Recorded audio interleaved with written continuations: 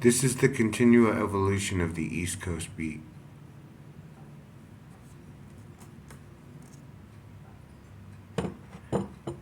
We push, we pull, we drown at times. We drown in the sweat of a 100-degree day, an 87-degree midnight, you know. These things are coming for me.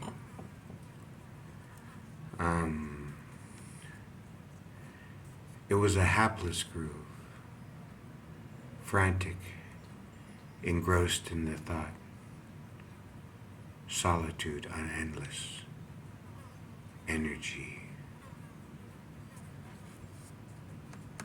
rhythm, a reason to the question why.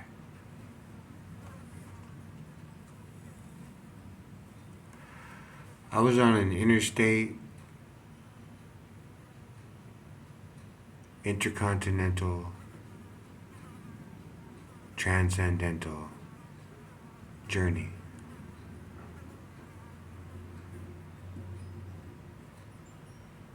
I was busy. I was gone. I was here, but I was less than a thought.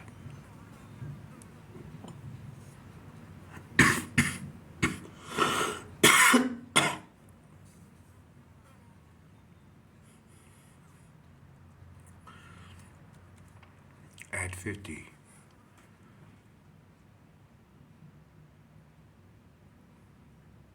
I've seen circles.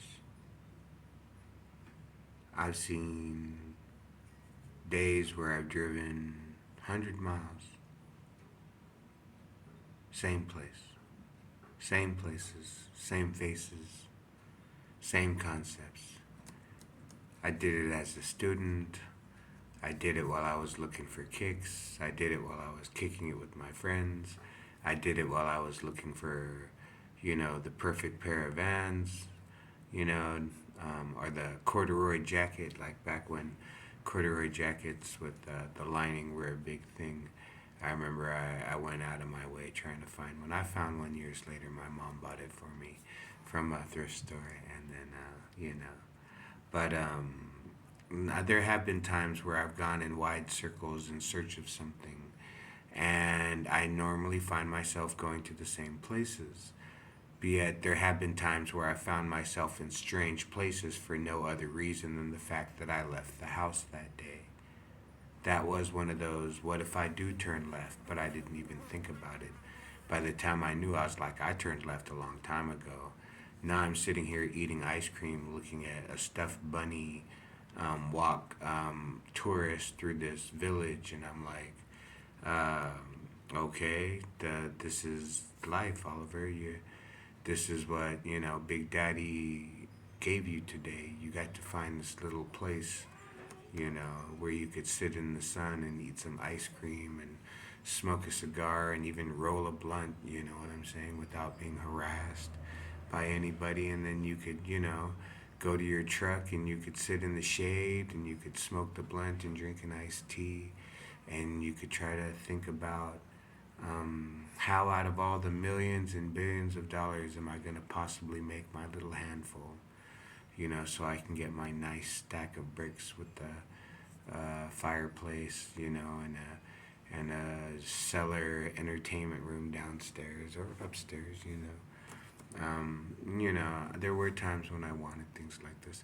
Actually, to be honest, I kind of always wanted to live in a really, what do they call them, model village, like the medieval villages where, the streets are all cobbled up, I've always wanted to kind of live in one of those places, even though I probably would end up getting kicked out for behavioral issues. I play, one night I decide I got to listen to that 1996 Pearl Jam song one more time, but it's at fucking 8:30 at 3 o'clock in the morning because I'm up, and I'm gonna get kicked out of the Disney Village, and I'm gonna have to, I'm gonna have to leave Giuseppe's house, with my little Pinocchio sitting on the edge of the table, I'm gonna have to leave Pinocchio's house and go back to the real world because I couldn't calm down. You know, like I said, when I've noticed I do kind of do. I did that more when I was younger, but there's just times where I find myself, and years later I'll think, no, Oliver, it's funny, but they were right. Like you were drinking on the job. Um, you just didn't taste the alcohol, but what were you even doing grabbing anything out of the bartender's cabinet, to add to your Sprite, you know what I'm saying? It's like, come on, man, and they didn't fire me, for drinking on, and I was doing it for a while, like, I mean, it was margarita, I thought margarita mix, but, and then like another place, I used to get 50% off my lunch if I work like 6 hours. And I wouldn't eat, you know what I'm saying? So I would get, instead of getting 50% off my lunch every day, every like 3 or 4 days, I would just eat a dessert without even ordering for it. I would just eat the dessert, you know what I'm saying? And sometimes the waitresses and everybody would be walking by and they're like, "What are you doing?" I said, "Well, this is my employee lunch." And they said, "Well, who'd you get it through?" And I said, "Well, I haven't eaten here. I haven't eaten in like 4 days, so I get a free," And they're like, "That's not how that works. You get 50% off of an order, not you get 50% off every day," you know what I'm saying? I'm like, "Look, I haven't eaten in like 3 or 4 days. I think I deserve the chocolate fudge chip sundae brownie, um, hey, or like they used to have a chocolate cake. They used to have a chocolate cake that I really liked, and I would eat a chocolate cake with ice cream. They had a couple desserts. They had this, I think, I can't remember what it was, a turtle something dove thing. It was like a ice cream and crispy praline mix, and then one time, that was at one place, and I was like, obviously, um, I was looking at the rules through my own set of eyes, you know what I'm saying? But like when I worked at the steakhouse in Colorado, I would get the same thing. He would tell me I could get a 6 ounce sirloin steak for lunch every day, but instead of that, I would get something of less value. You know what I'm saying? That we like, that not everybody, either we had a lot of it or that not, he had this Velveeta and spinach queso dip with, and it was served in these loaves of bread. At the time, that was how people were doing it, was we would get these loaves of bread and they would core them out, and then they would fill them with either spinach dip or another popular recipe at the time was cold artichoke dip. And you would get the bread, and then you would get celery sticks and carrots on the side. You know what I'm saying?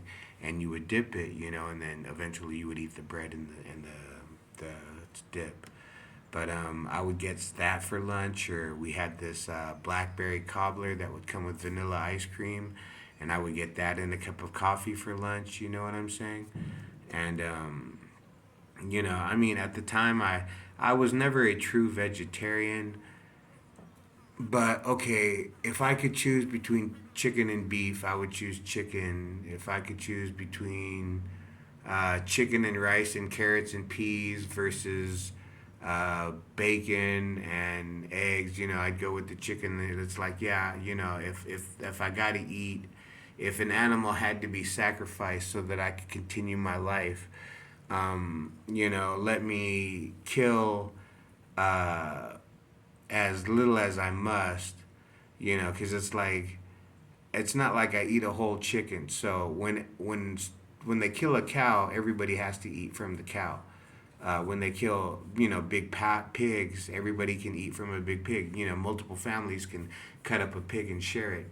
Chickens are a little more smaller than that. So, like, for me, I eat a lot of chicken because when I was in the army, we used to have Cornish game hens that we would cut in half, so two soldiers would get half of a chicken. So, that's just how I always looked at it. Is like, um, and beef gets stuck in my teeth. But I always kind of looked at it like, yeah, chicken is a little closer to, I think, the meat that I can eat. And then Filipinos have a very popular adobo recipe for chicken that my mom makes, that I really like. So I eat chicken, I eat pork, I do eat beef, but I'll eat chicken and pork a lot, and I eat it with white rice, and I make little sauces with cumin and rosemary, and sometimes marjoram and whatever. I buy a couple little. I always try to throw a little green in each meal, either in the form of bay leaves or even just parsley, to your potatoes. I always just try to put a little green in each meal.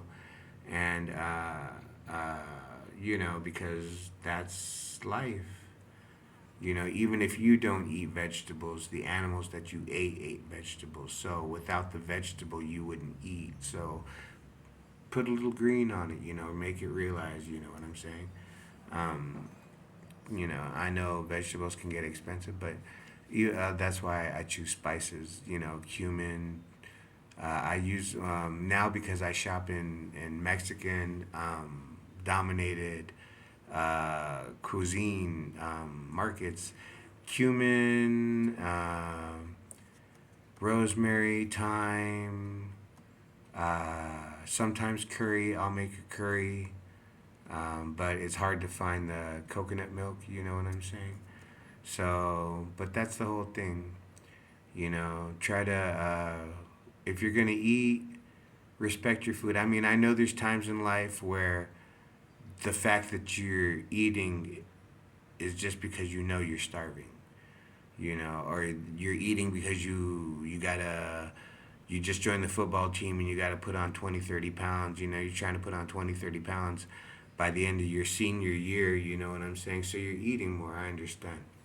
But on the daily, like I said, first you stop walking and then you stop standing. Same thing with your food. First, it's easier to take the easy way out and make, you know, have this kind of food that means absolutely nothing to you other than it's cheap and it's easy. But you can eat, like I said, sometimes I eat microwavable burritos because it's just one plate. I don't have to clean pots, pans, drainers. I don't have to clean the rice machine. You know what I'm saying? I don't have to clean spoons and ladles, and it's just wrap two burritos up in a paper towel if you want. Put them in the microwave, and then clean one plate, and you're done. So I understand that route too.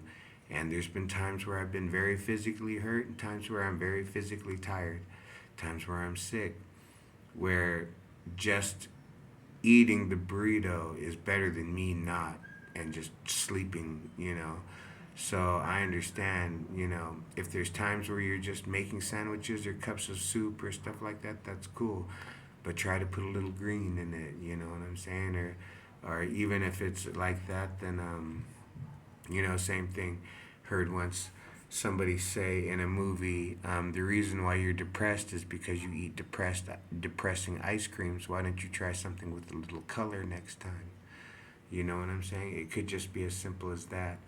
Or changing, putting up a big poster on your wall that's bright in an otherwise dark room. You know what I'm saying? So the continual evolution of the East Coast beat. We come into this world, and at some point we make a stand. Some of us very young, some of us later in life.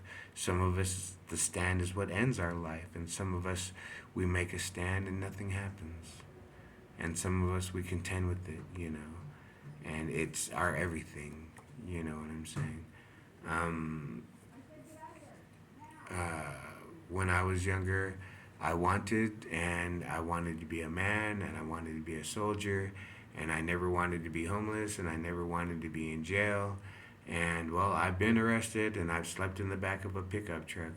But you know what I'm saying? Uh, And some people used to say that's grim look at life, Oliver. Like, you're not thinking you're gonna make 100 a year, 100,000 a year. You're not thinking you're gonna end up living on a beach house with 3 Ferraris and a Hummer. You're not thinking like that. Your honest thought is, I hope I don't end up in jail over somebody else's politics. You know what I'm saying? And well, you know what? At 50, I didn't end up in jail over somebody else's politics.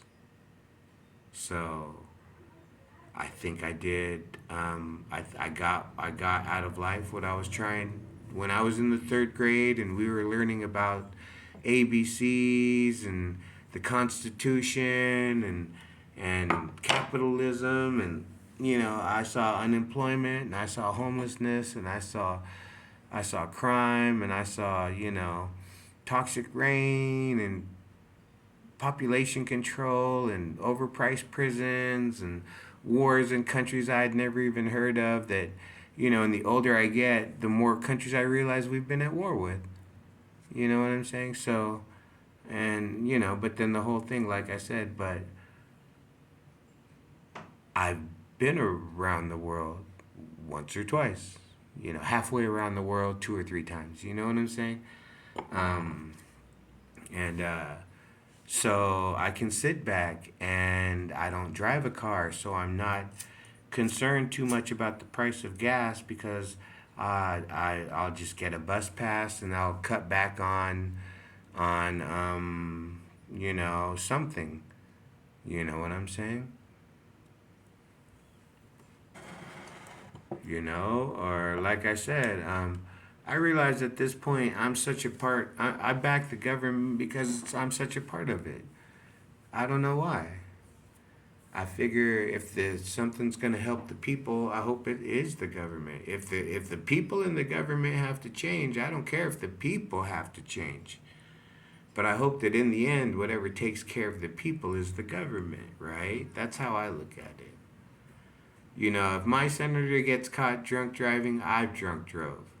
I don't give a fuck, bro. You should have had one of your security guys drive you home. But if you get caught drunk driving, I don't care if you're still my senator because you drunk drove. I've done that shit. How could I hold it against you? You know what I'm saying? I don't gotta worry about half the things that are on your mind. Like I said, when I was in the desert one night, I thought I could have started a war. That shit's kept me up at night sometimes. That shit's found me walking through strange cities with my head bent down, just wondering if I could have done it better or if somehow I might get a chance to do it again. And I don't think I did bad at all. And I think if anybody was watching, they probably would have thought that, oh, that soldier did his job. You know what I'm saying? But I was winging a prayer the whole time. And like I said, it's so easy. The consequences could have went bad so fast. And they say don't live life not to lose, but in that situation, that's the one thing I didn't want to do was lose. I didn't want to lose the ball. I didn't want to fucking lose control. I didn't want to lose command of the situation. We had something to do, bro. You know what I'm saying? But I was like, oh my God, I wasn't ready for that. Like, I thought I was just going to come out here and I don't know what I thought I was going to do. But like I said, I mean, I was trained how to do something. I did what I was trained to do, but I realized later, man, I was like, man, like that's stress, bro. That's like I felt the stress of being a short order cook to pay my rent. You know what I'm saying? Like, oh, if I don't get these plates out in 7 minutes, I'm gonna get fired. I felt that kind of stress, and I felt stresses like that. But there are certain stresses that I felt, in the military where I was like, bro, if you fuck up, um, people aren't going home. Someone's gonna lose someone's gonna get stabbed. Somebody's gonna get bombed. Somebody's gonna fucking go to jail because you know what I'm saying. It's like you don't sleep. You're walking around. You're living on what my partner called adrenaline. It's just an AD rush, bro. That's all it is, just straight adrenaline. And then, after you retire, you crash and you gain fucking 80 pounds and you have a heart attack, you know what I'm saying? Because the whole time you're just living on adrenaline and sugar and Southern Comfort and Marlboro Reds, you know what I'm saying? And I mean, but hey, I love the life. I couldn't imagine um, anything other, you know what I'm saying? Um, I wouldn't trade it for any other life. It would, sometimes I think if I would have, what were my other opportunities that were that were going to be like that? Like, hey, you get to, test yourself in basic training. You get to learn a skill for the army that you think I thought it was going to take me to, the field. You know what I'm saying? And so I took that very seriously the whole time. Being a Bravo Series soldier, I thought, I'm going to end up in the field. Like, I'm going to be frying, scrambled eggs at some little hut, somewhere, and we had a little ass trailer that was no bigger than a Volkswagen, GTI, you know what I'm saying? And that would pop up and the sides would come down and we'd have a kitchen going on, you know what I'm saying? And that's just how it goes. So nowadays, what do I do? Well, like I said, a lot of times I just tell people, like, I don't know why you feel the need to try to dominate, but, maybe that's why, you find yourself in the situation you're in now, which is me being overly friendly to you. You know what I'm saying? Oh, yeah, no, I mean, go ahead, start off however you want to start off, But, that's my reaction. And I don't plan on hitting people. I'm not really a big hitting person. But I will admit, once I get my hands on you, it's bear hugs, tough love, anaconda, strikes, I'm not really. I've taken a couple MMA classes and I've worn boxing gloves and I mean I wouldn't want to have to fight me, but I'm not into hitting people. I took Taekwondo. I'm not really into kicking people, but I have learned over the years that when it comes to throwing people around and breaking furniture with their body, like yeah, I can get into that. You know what I'm saying? So, you know, uh, but at 50 years old, you know, hey, I it serves me because I don't feel the need to be submissive or subservient to a group of people because I physically fear them. But I volunteer with the Department of Behavioral Health because at times in my past I have. That's the thing. If I didn't think I had a problem, I wouldn't go to the facility that I go to. Sit there and sing along to the radio and eat grilled cheese sandwiches. But I know that there are people right now living a separate reality that is hell on earth. And some people are living, what they might call mania. And it's fantastic. You know what I'm saying? You're fucking singing at the top of your lungs. You're jumping over furniture. You feel like you're 7 years old again on steroids. You know what I'm saying? And you feel like Bam Bam from the Flintstones, and a ninja at the same time. You know what I'm saying? So I've been on both sides of those, and I know that there are some people right now that are um, crawling inside themselves. You know what I'm saying? And all I can say is, in my life, um, if that's what shame is or guilt, I felt it, and it would make me shave my head, shave my face, make myself unattractive, not talk to people. You know what I'm saying? And that's like I said. So every couple of days or every so many days, every now and then, I go volunteer and we sing to the radio, and I hope that someone comes off and drops off some donuts and county coffee, and if I got a pack of smokes, I'm outside smoking.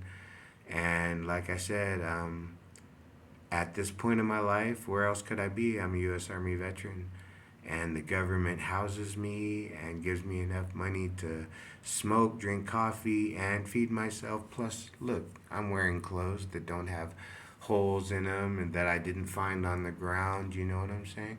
So, if the government's gonna allow me to just be, then I'm gonna do what I did when I was 18 years old, and I'm gonna put myself in a place where maybe I can make something better. You know what I'm saying? Oh, you can't change the world. It's a question. It's not an answer. The continual evolution of the East Coast beat, we will not be denied.